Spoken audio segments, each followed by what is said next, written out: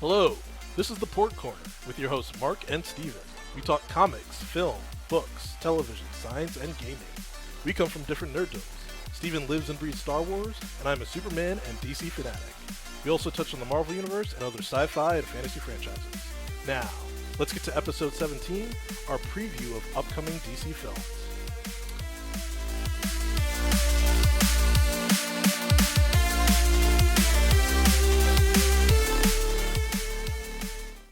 Up until this point, the DCU hasn't managed to gain positive audience or critical success. And their box office success has been good, but leaves much to be desired. Since Walter Amada started overseeing DC films at Warner Brothers, their critical and audience reception has improved. But the box office has been inconsistent at best. An example would be like Shazam, which was critically well received, and audiences loved it. I loved it. I think we both loved it. Yeah. But the box office was like less than 400 million or something, if memory serves. So, which is not great worldwide. How's that possible? 400 million? Yeah, like how did they come up so short? Everybody, I did not talk to one person who didn't like it. Yeah, exactly. Everyone loved it. It had like 90% Rotten Tomatoes. And my theory is that people felt burnt on the DCEU.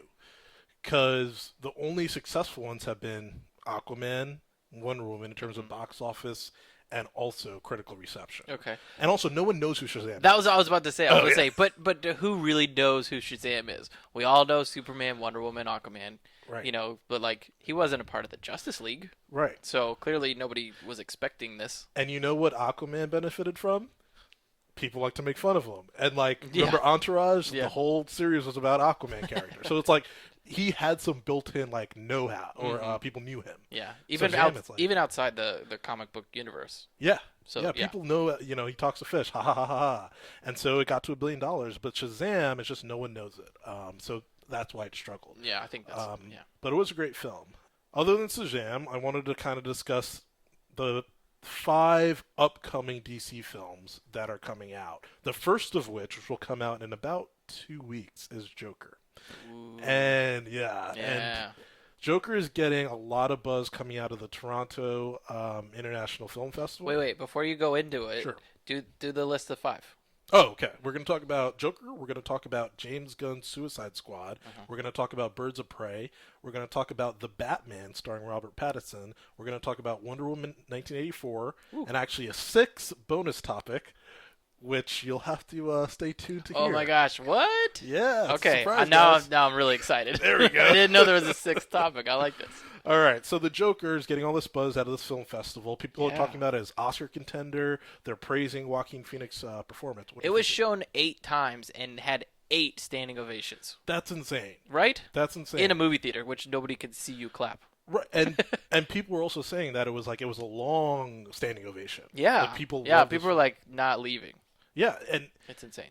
One take I heard was that they were actually, this is better than, because everyone's going to compare it. Like, let's just throw it out there to Heath Ledger's famous, amazing performance. Right. There was someone who came out there and was like, yeah, this is actually better.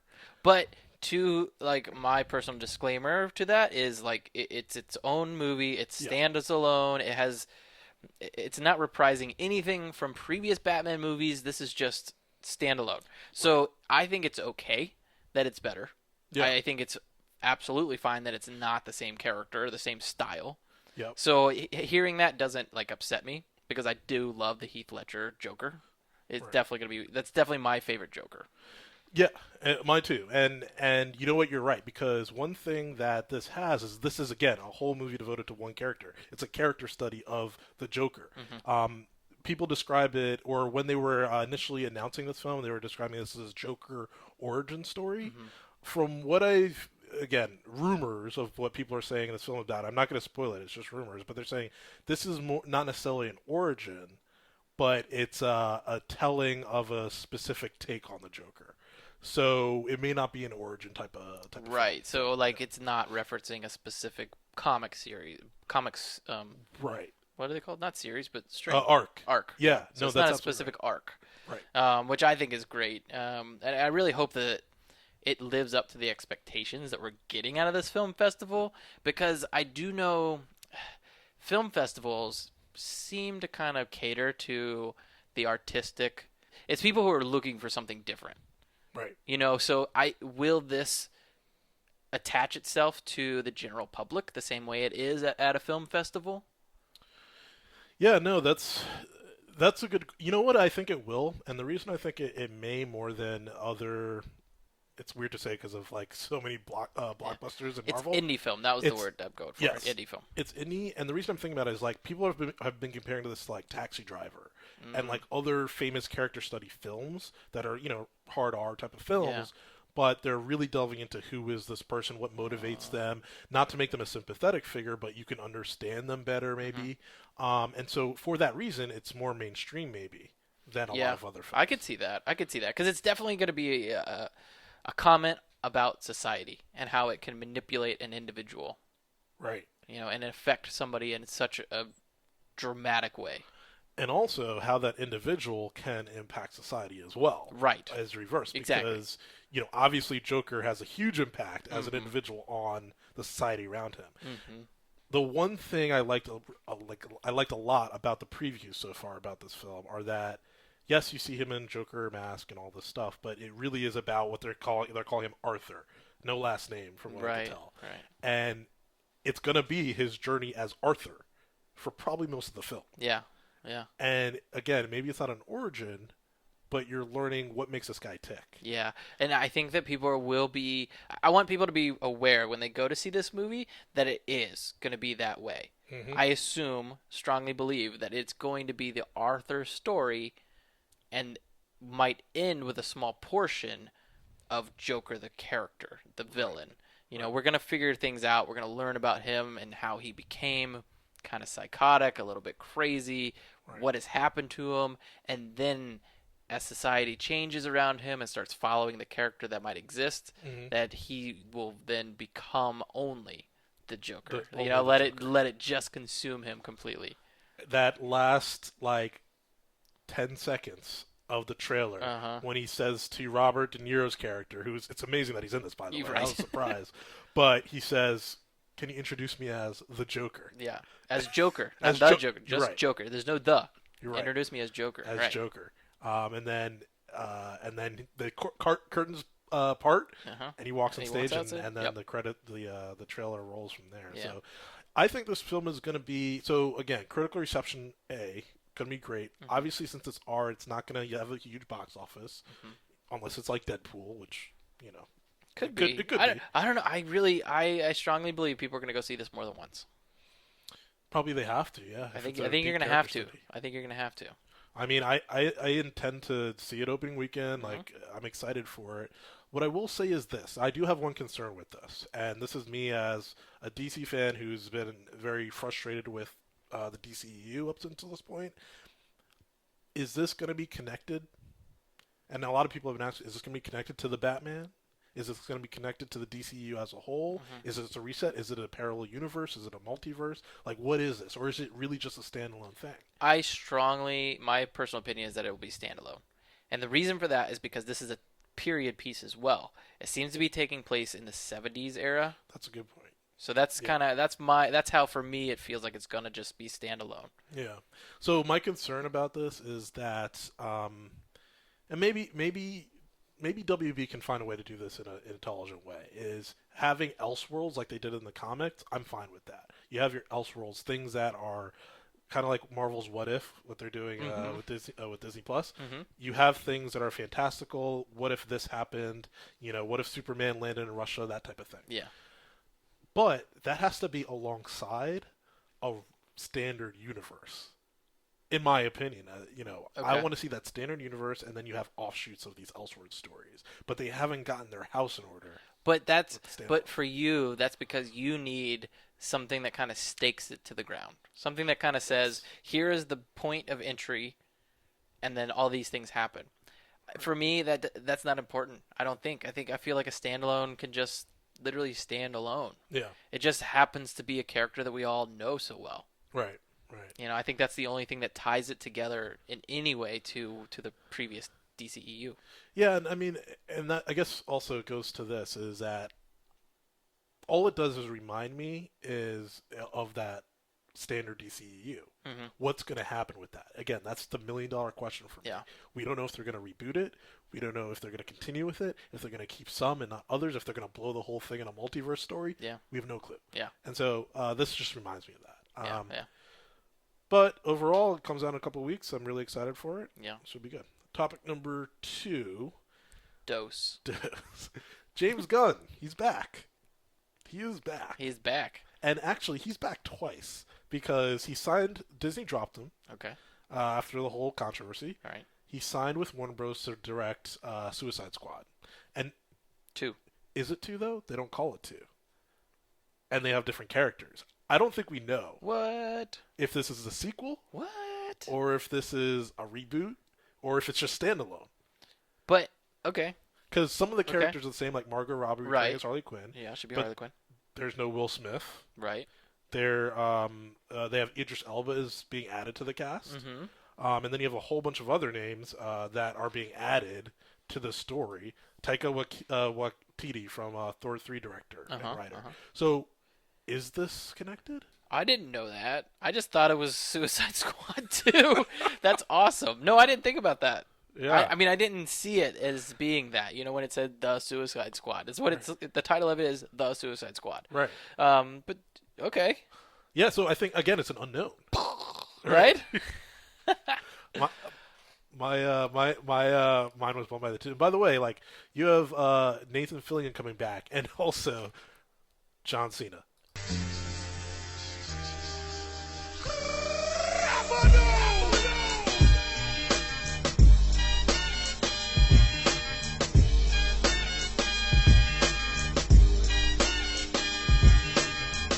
Okay. What? Are you kidding me? I love John Cena. Yeah. I could not get enough of John Cena in movies. Oh, yeah. Like, I don't watch wrestling. I don't care about wrestling. But John Cena in movies is a ridiculous human being. He's hilarious. Hilarious. He did you see Bumblebee? I did see Bumblebee. He's great in that. He's so great in that. I love him in yeah. that film. Did you see Blockers, where he's the dad trying to prevent his daughter from, I saw the going to previews, prom and but all I that? never saw it. It looked good. Oh my gosh, it's so funny. It's on HBO right now. Okay. So you can go watch I'll HBO check Go that out. anytime you want. So funny because he's like at such a high level of like, don't mess with my daughter. Like he's like the crazy shotgun dad that like it's so funny.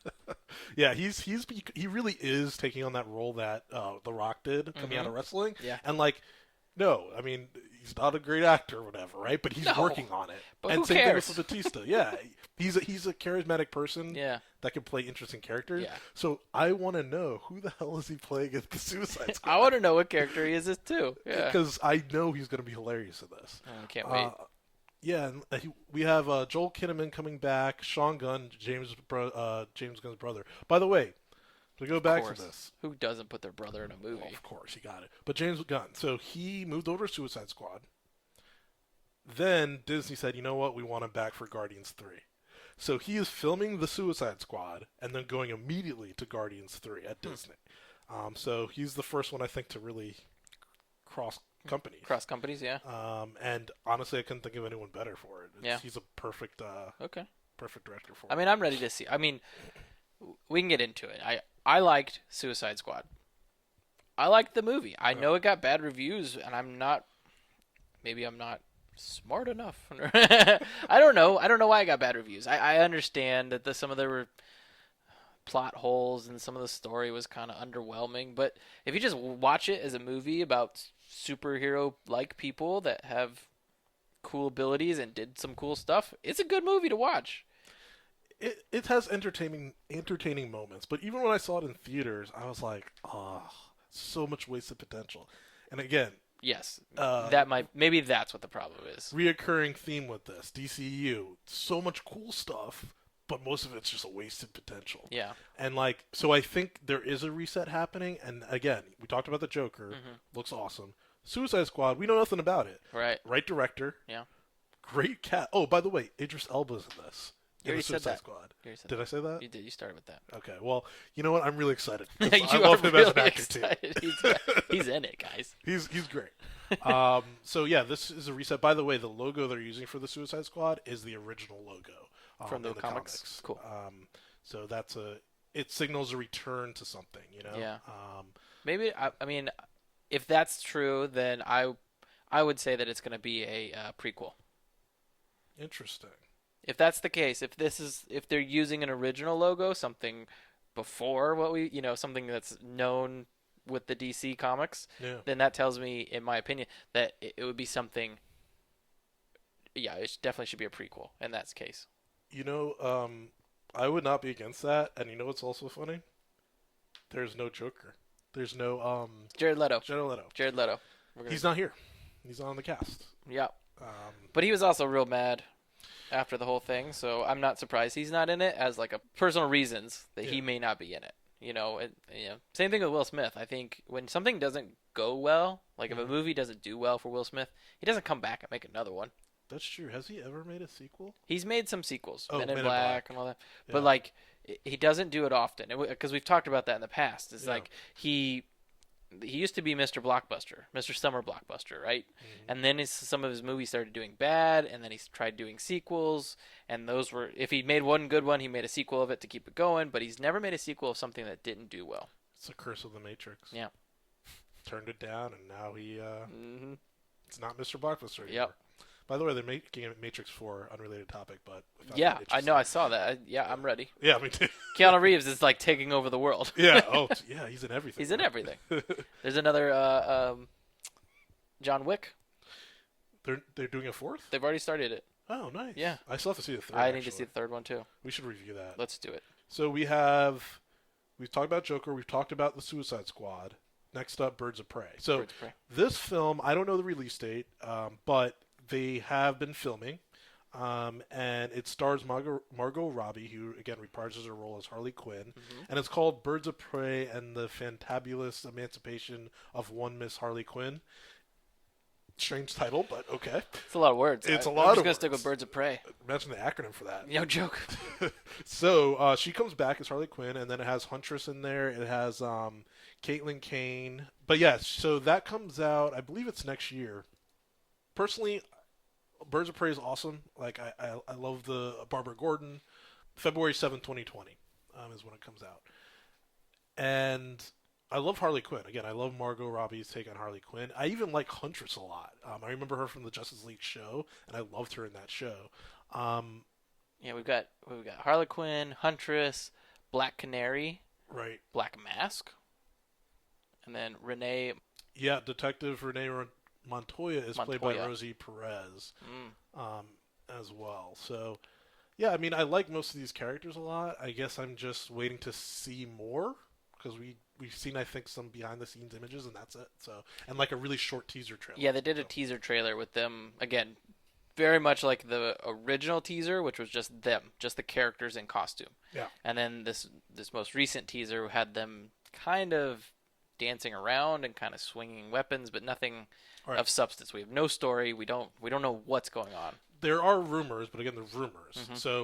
So officially, we don't really know much about it. Yeah. We just have rumors to go on. So, I want to see what it. I'm looking forward to it. Yeah. Because again, I liked Suicide Squad. Yeah. So I'm hoping that at least that entertainment value is there for this one as well. It feels like it's taking that style a lot, and again, I think that's a lot of Margot Robbie. I believe she's like producing or something. This film, so she's really taking the lead on this film. All right, so next up we got The Batman, starring Robert Pattinson, which will be a film noir. And the rumors are that it's going to be multiple villains. So from what we've seen, it's going to be Catwoman and Penguin might be the main ones, but there'll be more than that. Okay. So the most exciting element I've heard is that he's really concentrating, Matt Reeves, the director, on making this a detective story. That is an element of Batman on film we pretty much have never seen. Right. The ability to unravel a mystery. Right. It's always been just like kicking butt and dressing up and putting on his costume, gets in his cool car, and then goes and kicks butt. Bingo. Right? Cape Crusader, Dark Knight. We've Yep. had all those iterations on film. We've never had this one. Yeah. And film noir is like the perfect pairing. Well, if that's the case, then maybe Robert Pattinson might be a good Batman in this case, because if you put him in a trench coat with like a high collar, can't you just see him kind of like looking over like a crime scene? Oh yeah. Like, because we're all envisioning freaking a vampire trying to put on the Batman suit and like kick butt. But if it's more of him wearing a trench coat with a high collar and, trying to figure out the mystery of it, and maybe at some point he decides that the only way to solve these crimes, or to at least make people answer for the crimes, is to don the Batman, that might be a better. I would watch that. And it's interesting because I am not really familiar with his work. So I know Twilight, obviously, but that was a decade ago. Since then, from look on IMDb or look at trailers, he's really concentrating on like indie type of films. Okay. Yeah, other than Twilight, and then he was in the Harry Potter for that one movie. I don't think I saw that one. The Goblet of Fire, which is the one where they. I'm not going to go to Harry Potter. He's in Harry Potter. Okay, I didn't even know that. He's in Harry Potter before Twilight. Got it. And then Twilight comes out, and he becomes very popular for being a shiny vampire. Right. But since then, and Twilight ended like a decade ago at this point, he's done like indie films, and a lot of his performances have gotten critical, buzz. Yeah. Positive reviews of it. So, like, I'm excited for that. Also, I've learned my lesson so many times. Again, Heath Ledger getting cast, Ben Affleck getting cast. Like, I trust more or less the casting process in this. Yeah. So even though I don't know his work all that well, I feel like he's going to be a good Batman. I mean, I agree. I don't understand why people get so upset when somebody's cast that they don't feel is the right person for that. You're not a casting director. You don't know. Like, you don't know what the story is. You don't know how it's going to be portrayed. You aren't in the room when the director, the producers, and anybody else that's involved says to the casting director, X, Y, and B need to be answered. Show me a person that can do that. That might be the case. Because, again, Ben Affleck was not my first choice for the next Batman. Right. But he shows up, and you're like, okay, I get it. He needs to be a little bit older, a little bit wiser, a little less able to take a punch because it hurts, but he's going to do it anyway, but he's going to think about it before he takes that punch in the ribs, something like that. So yeah, I definitely see where I try not to get too upset when somebody awkward or different or outside the realm is cast. Yeah. No, and again, it's a lesson that is learned time and time again on these films. Again, you go back to Heath Ledger, you go back to people are upset, and this was before our time, but when Michael Keaton got cast as Batman originally. Oh, yeah. And he ended up killing it. He was great. So he's one of my favorites. There you go. And by the way, I should mention this. Again, I haven't seen much of his work, Robert Pattinson, but I saw a trailer for this film upcoming that's called The Lighthouse, and it's like a film noir piece. Okay. Indie, and it looks really good to me. And he can definitely do that type of character, because he does have like not like a smoldering good look to him, not like The Rock, like The Rock does with his big like in Jumanji, but he does kind of smolder. So if he has to sit and if there's a lot of scenes with him close up and he's thinking or trying to solve a mystery, for example, I think he's got the character face for it. Yeah. One other thing I'll mention about the Batman that I'm hoping for is there are a couple of villains that I've always wanted to see on screen, Batman villains. Riddler, we had Jim Carrey again 20 years ago or whatever it was, 30 years ago. But like I want to see a more modern take on Riddler, and also Clayface. Yeah. So Clayface for me, when I was growing up on Batman the Animated Television Show, he was in there a was lot. creepy. He was so creepy. I was like 4 years old watching the show. He was the only villain that really creeped me out. Yeah. And till this day, if I watch that episode, I remember like how I felt at that moment. If I saw him in a Batman film, lose my crap. Like I really want a Clayface appearance. So that would be great. Are there any villains like you hope to see, or you just honestly? I've been wanting a new Riddler. Yeah. I love Jim Carrey's Riddler. Don't get me wrong, but since we've had The Dark Knight and oh man, everything that they did with that, I was hoping for a Riddler. I don't think they should have done the Scarecrow in the early on in the episode. Batman Begins. Yeah, they shouldn't have done that. I think they should have been the Riddler in that one. Yeah, I mean, and again, Riddler perfectly lends himself to the detective story. Obviously, you're uncovering this right. So we'll see. But so does the Penguin. Yeah, that's true. Because he's always And the rumor was, or it's not a rumor, but Josh Gad was trying to like say, like, "Hey, you should cast me." I would watch him. He would be a great, because he's always done upbeat comedy positive. I would like to see him do a dark villainous character Right. with his quirky humor. Yeah. Because he's kind of like, I mean, if he did the Penguin, and he was kind of like laughing the way he does, and then just stopped stern faced and looked at you, and then was just like, bam, and shot you in the face, like that would be so scary. And that'd be a great villain. Yeah, same thing with Danny DeVito. Mm-hmm. Like, exactly, that's how he did it. Exactly. It was a great take. All right, so next up we have our fifth and not final topic, which is Wonder Woman 1984. Oh my gosh, the poster alone, was stellar. Yes. Oh my gosh, that was one of the coolest posters I've ever seen. Ever. Colorful, and as a graphic designer, I have an issue with movie posters all the time. Because people like the Power Ranger one, for example. The Zords were in the background, and they were bigger than skyscrapers, right? Because they're climbing across a mountain, and their foot is bigger than an entire pine tree, right? Yeah. But then in the movie, they're just barely bigger than a bus. Right. Like, the proportions. If you can't think about scale post-production, why... That just blows my mind sometimes. And then there's this like really obvious things. Like if you look at that Star Wars poster right there, like clearly each one of those photos of the characters were taken separately. Yeah, and you're pointing to the original Star Wars. This is the original A New Hope poster for Star Wars. They're obviously it's just a collage put together. That's a really clean, very well done one. There's some that are just so bad. Yeah. Like the color's not even right. Like you can't have a character that's in red and then have a guy who's in blue and be like, "Yep." And you know what it is? That's it's like the same photo. I don't know like film history enough to say if this was like unique in the era when this came out, the way the Star Wars poster is with all the little elements, because it's iconic. That image. It is very iconic. Poster. I don't know how to answer that exactly, but I mean, you're right. It is very iconic, and I think part of it is just it's Star Wars. Right. It's just going to always be. And it works for the franchise, and also a lot of movies since then have copied that formula because it works so well for Star Wars. Yeah. And so it's like now when we see movies with it, we're kind of like, do something new. Mm-hmm. Star Wars already did it, and they did it the best. Yeah. So it's like with the Wonder Woman poster, I've never seen anything like that. I know, it was amazing, and it definitely it did everything it was supposed to do. It says this is 1984. It's so bright. It's so many colors. It's day glow, which is very 1984. Her costume's a little different. Yeah. A little it's 80s. Like gold. It's got gold to it, right? But they're not trying to tell us the story of the movie. Yep. There's nothing else in there. Like, I don't have explosions. I don't have the city that it's in. I don't have the car that she's driving. I don't have any of that. Yep. I just have Wonder Woman. I just have 1984, and I want to know more. And that is what makes it great. And you're right. It goes to, I'm a big fan of simplicity with these things. And it's, despite all the colors and all the design elements, it's actually just a very simple image. You have all the colors, and you have Wonder Woman in the front. And another, like, group of posters that I really like were the Dark Knight trilogy posters. Yeah. When you had the flaming bat, like, juxtaposed with skyscrapers. Yeah. Simple. Not a lot of elements to it. But that one raised a lot of questions. So it kind of did the opposite to it. The Batman posters kind of said, "Ooh, what's happening? Why are we seeing skyscrapers? Why are we seeing fire? Obviously, it's a bat shape because it's a Batman movie.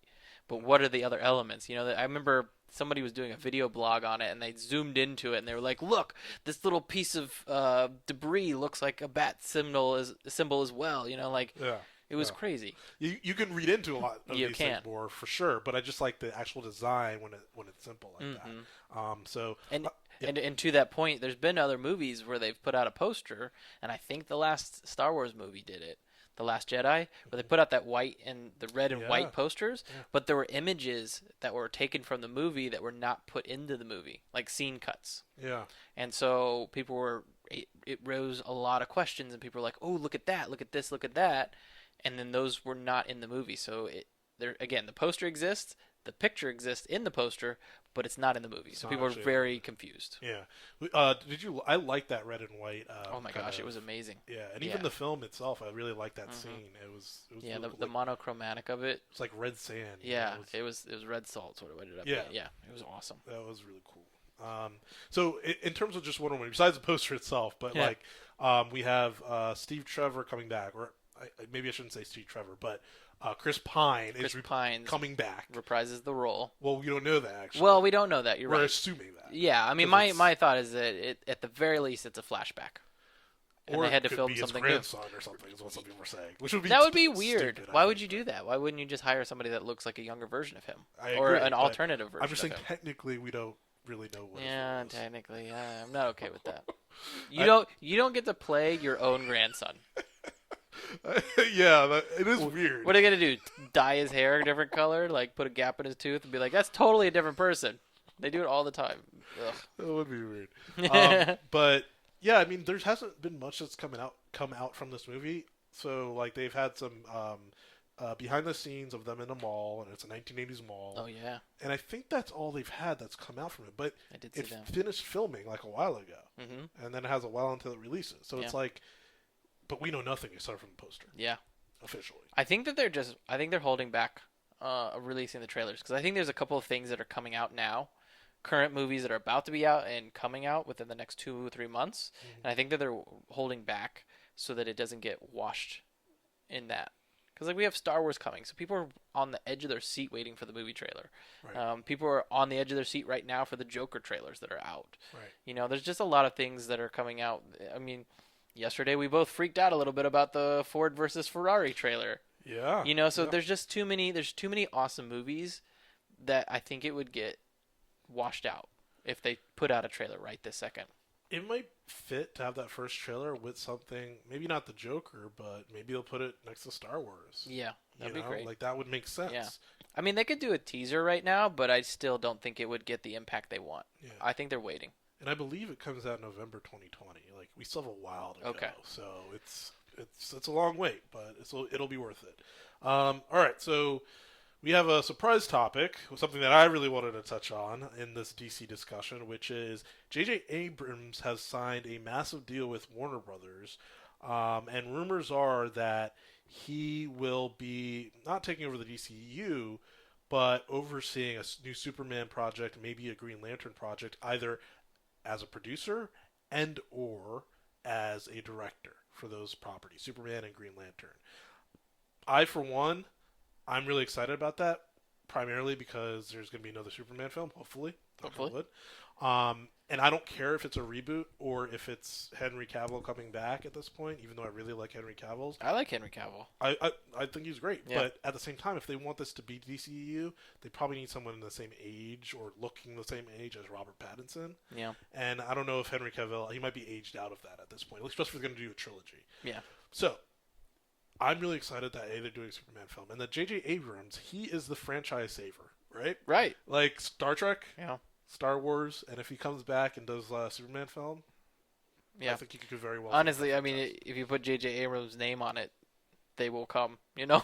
Yeah, and he knows how to do trailers. He knows how to get the hype going. Yeah, and even if they do something that's similar elements to the Christopher Reeves ones, but just a modern version of that, I think it could work. Even though I don't necessarily want that, but it could still work. I could see that. And then Green Lantern, man, we've been waiting for 10 years since the Ryan Reynolds one. Yeah. Almost. Just don't make my suit green and animated. So those were the 5+1 topics for today. We have one other thing to get to, though, right? We have another awesome episode of Emperor Palpatine's Lightning Round. I missed these, man. This has been so long. All right, let's get to it, man. All right, this week's topic is Batgirl. Okay. All right. This is going to test my knowledge, man. Yeah. Okay, question 1. Who was the Silver Age Batgirl? Silver Age? It's the most famous. Barbara Gordon? You are correct. Okay. Barbara Gordon. Number 2.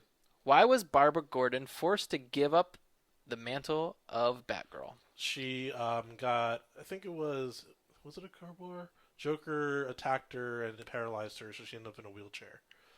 You're absolutely right. She was shot by the Joker, which paralyzed her. Yeah. She later became the Oracle and relayed info to superheroes, including the Justice League.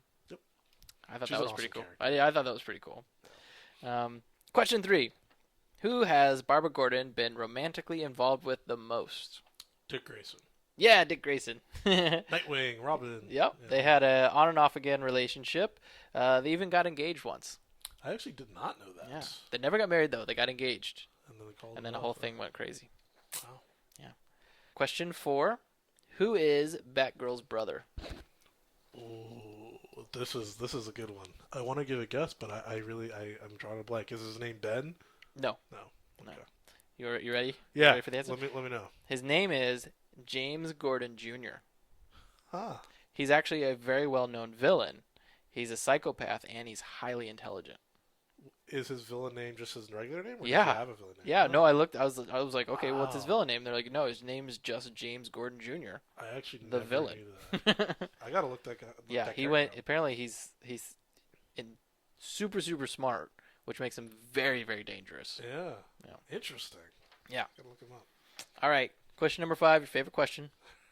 According to Ranker.com's top 100 superheroes, what rank does Batgirl receive? Top 100. Let's go with 37. 37? You're really close, actually. Oh. It's 47. Oh, okay. Yeah, right? All right. I'll take it. She's just below Hellboy and Vision. Okay. All right. I would put her above those characters. But I would that's just too, me. honestly, but hey. Yeah. Okay. Cool. Cool. Well, that concludes another episode of Emperor Palpatine's Lightning Round. All right. That was fun. I think I got what, 4 out of. You got 3 out of 5 because of the right. Ranker one. Yeah. That's always a hard one, though. That was really hard. Okay, so that does it for episode 17 of the Porgcorner. Follow us on Facebook, Instagram, and Twitter at the Porgcorner. Leave a comment. Let us know what you're looking forward to. Like, what do you think of the Joker trailers? I really am curious what everyone has to say about that. So, for me and Steven, we'll see you next time.